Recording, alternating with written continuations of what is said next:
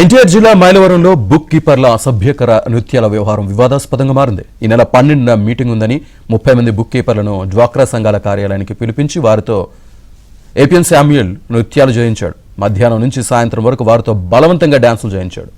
Book కీపర్ల dance వీడియోలు ఆలస్యంగా వెలుగులోకి వచ్చాయి.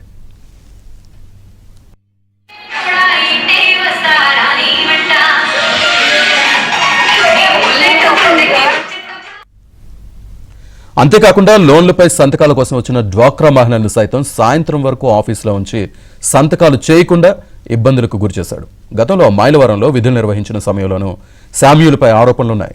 బుక్ కీపర్ల నుంచి శామ్యూల్ నెలవారీగా డబ్బులు వసూలు చేస్తున్నాడు. దీంతో శామ్యూల్పై చర్యలు తీసుకోవాలని పలువురు బుక్ కీపర్లు కోరుతున్నారు.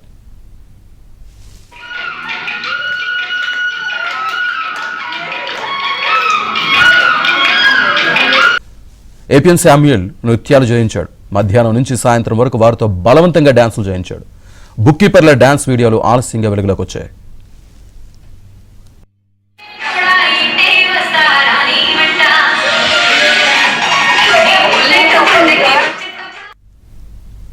అంతేకాకుండా లోన్లపై సంతకాల కోసం వచ్చిన డ్వాక్రా మహిళలను సైతం సాయంత్రం వరకు ఆఫీసులో ఉంచి సంతకాలు చేయకుండా ఇబ్బందులకు గురిచేశాడు.